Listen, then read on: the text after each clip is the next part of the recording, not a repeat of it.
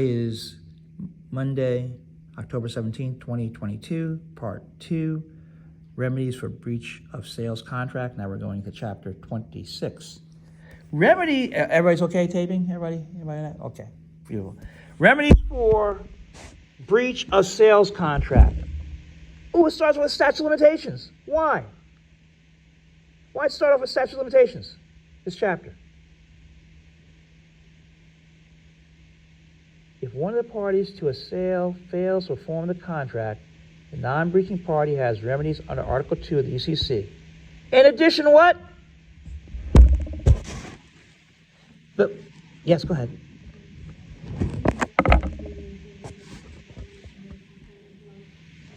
Oh, so the parties may have included some type of remedies, huh? Right? Judicial remedies have time limitations. Okay. So judicial remedies have time limitations. After expiration of a particular period of time, the party seeking a remedy can no longer resort to the courts. The UCC statute of limitations applies to actions brought for remedies on breach of a sales contract. When a suit is brought on the basis of a tort theory, such as negligence, fraud, or strict tort liability, other general statute of limitations apply. CPA examination, 26-1A, time limitations for suits under the UCC. An action for breach of a sales contract must be commenced within what? 4 years after the time of the breach. The statute of limitations can be reduced between merchants to as little as 1 year, but cannot be reduced in consumer contracts. When a cause of action arises depends on what? The nature of the breach. The UCC has 3 measures for determining when a breach occurs. What's the basic rule? Basic rule is that the time begins to run when the breach occurs. But that rule has exceptions that include special timing rules for repudiation, infringement, breach of warranty, and future performance. For example, a buyer who purchased a BMW in 2005 cannot bring a suit in 2012 for breach of contract for problems that developed with bolts in the BMW. A buyer seeking damages because of a breach of sales contract must give the buyer notice of the breach within a reasonable time after the buyer discovers or should have discovered it. Okay, on page 511 here in chapter 26. CPA examination, 26-1B. Time limits for other suits. Someone read that for me, please? When a party seeks?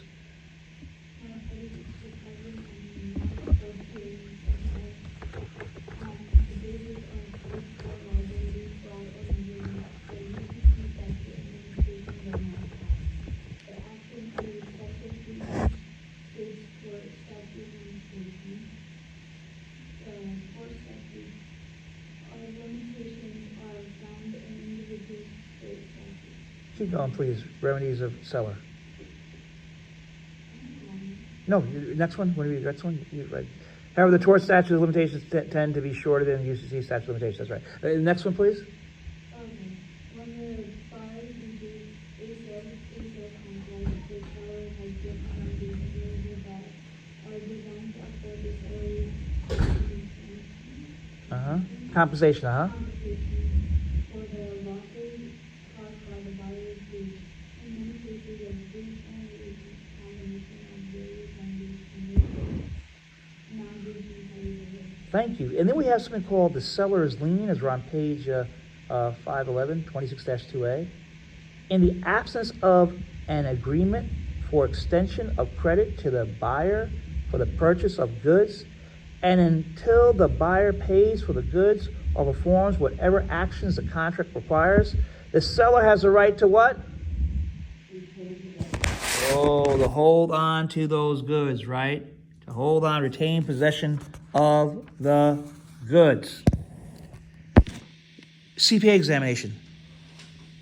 Seller's remedy of stopping shipment. When the buyer has breached the contract prior to the time the goods have arrived at their destination, the seller can stop the goods from coming into the buyer's possession. This remedy is important to sellers because it eliminates the need for sellers to try to recover goods buyers who have indicated they cannot or will not pay.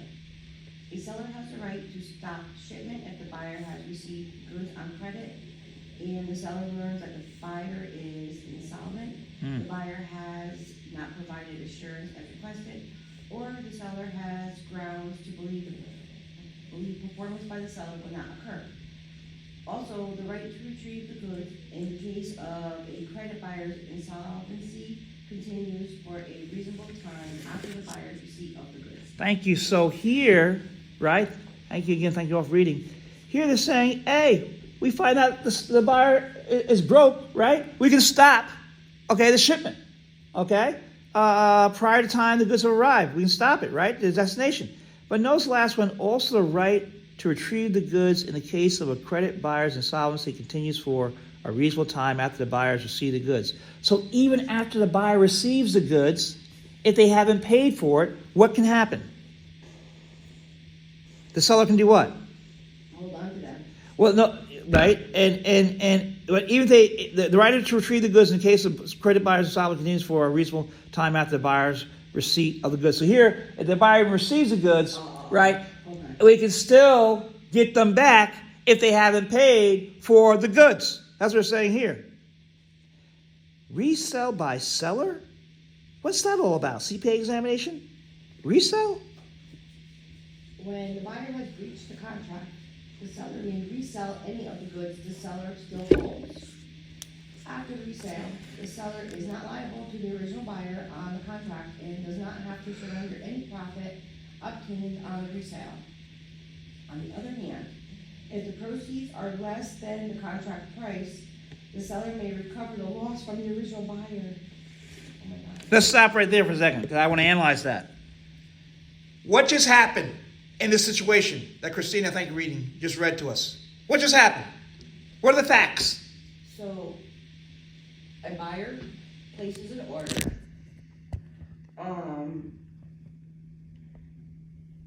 Doesn't pay, the seller sells it to a different person. Uh-huh.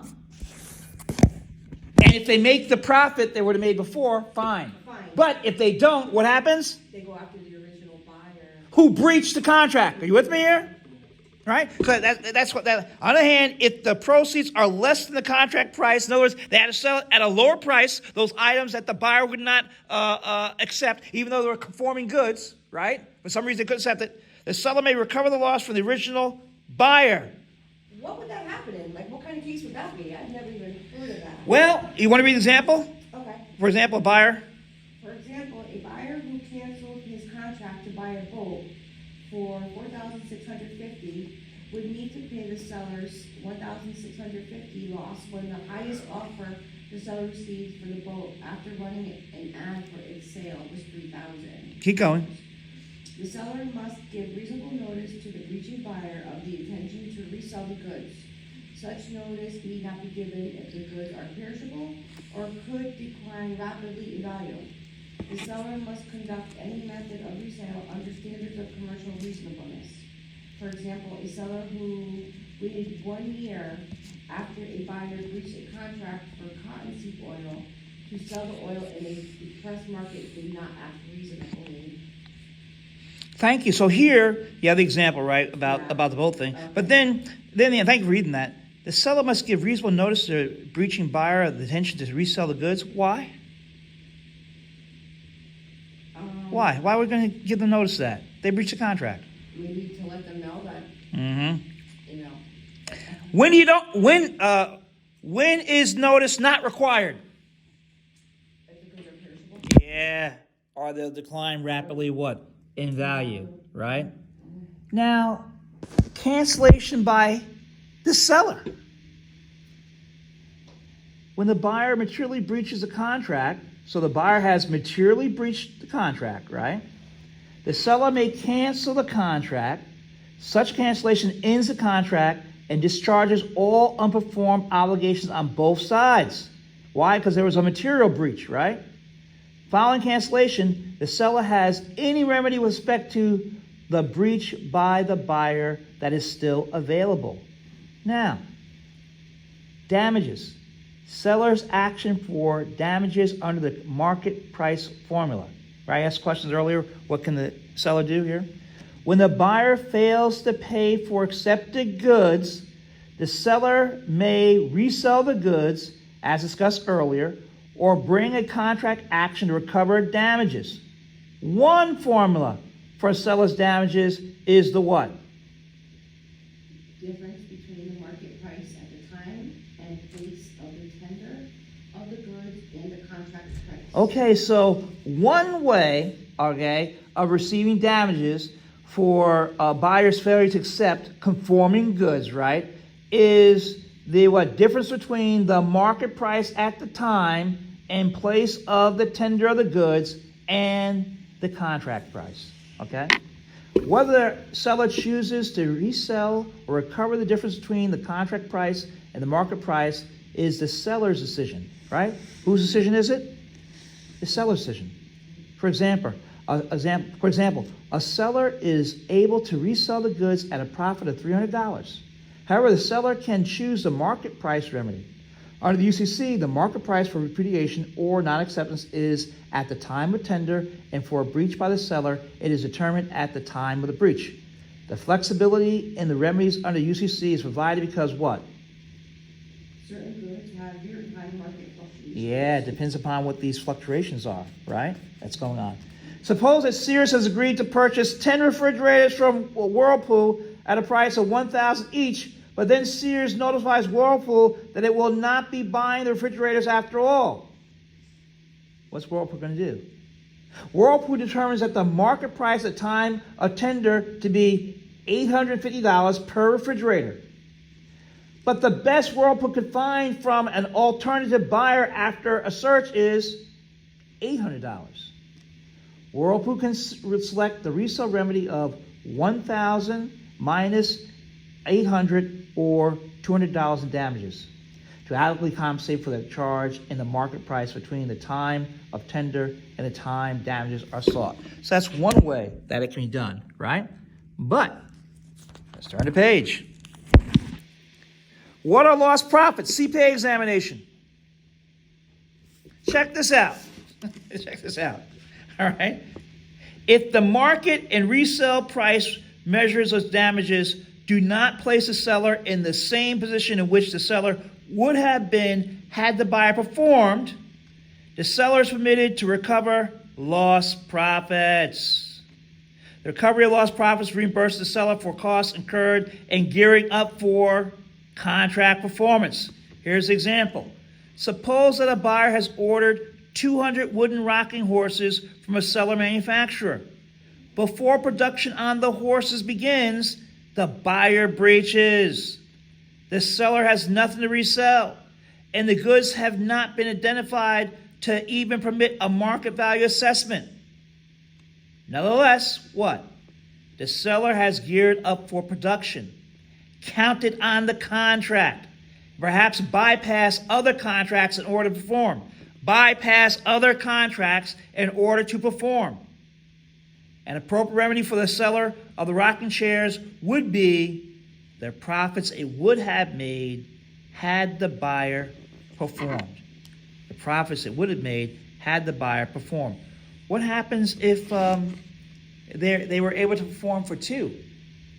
And well, let's take a look. What is the loss volume doctrine? Some courts also follow the loss volume doctrine. It allows sellers to recover for the profits they would have made if the buyer had completed the transaction. For example, suppose that Maytag had a contract to sell 10 wash machines for $600 each to Lakewood apartment managers. Lakewood breaches the agreement and refuses to take or pay for the wash machines. Maytag is able to resell them to Suds and Duds laundromat for $600 each. Check this out.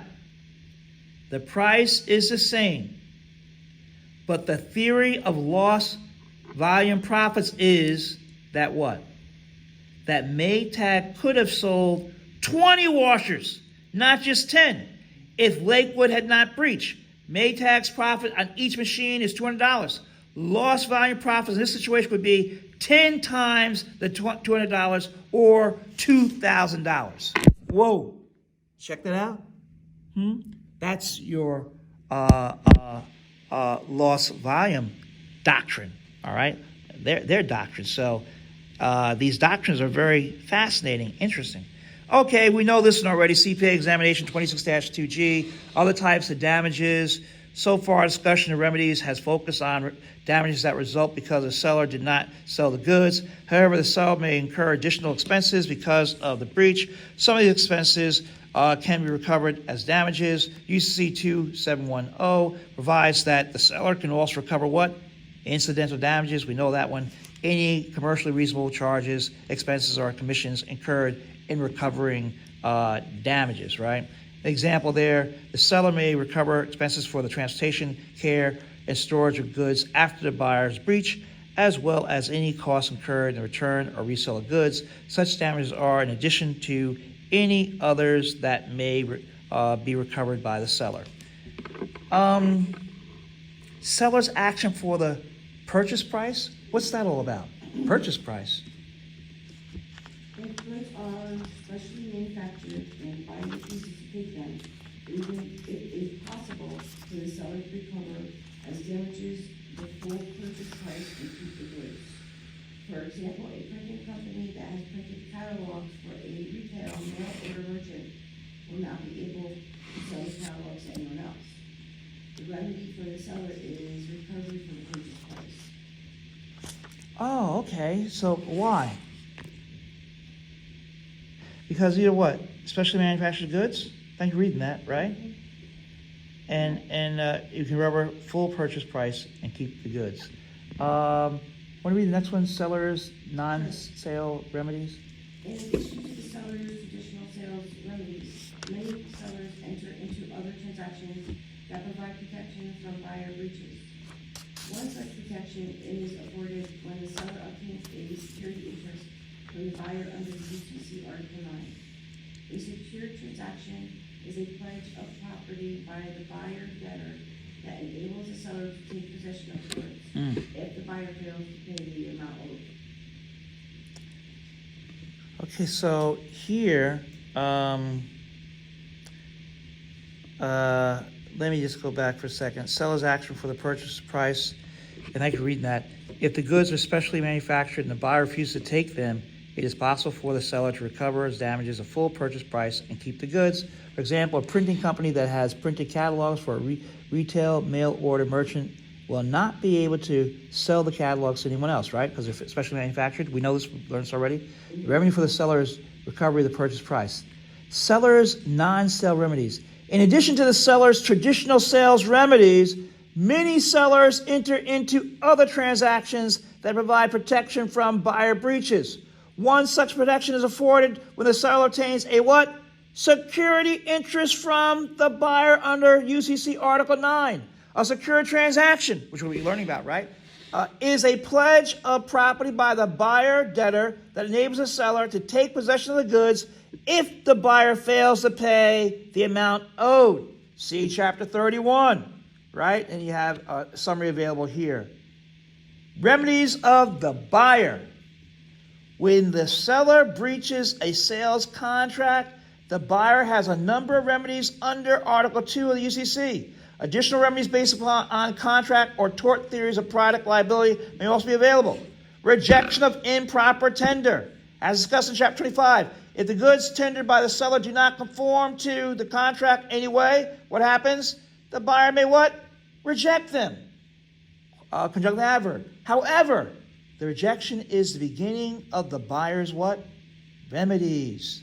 Following rejection, the buyer can proceed to recover under various formulas provided for buyers under the UCC. So now we have the buyers also have a way, remedies for buyers. Turn the page. Revocation of acceptance.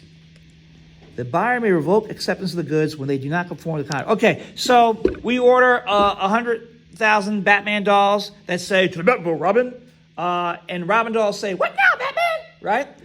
And when they come, the Robin doll says, "To the Batman, Robin," And the Batman doll says, "What now, Batman? What do we do? Christmas is right around the corner. Ramadan, Three Kings Day, Hanukkah, Kwanzaa. What do you do? We're going to sell these goods to these kids?" Where Robin says, "Give up, Bill Robin." I mean, he doesn't say that. Batman says that. That's why I have down here the Batman doll, Robin doll. What now, Batman? To Batmobile Robin. My nose. So, well, let's tune in next time and find out, my beautiful people, okay? All right.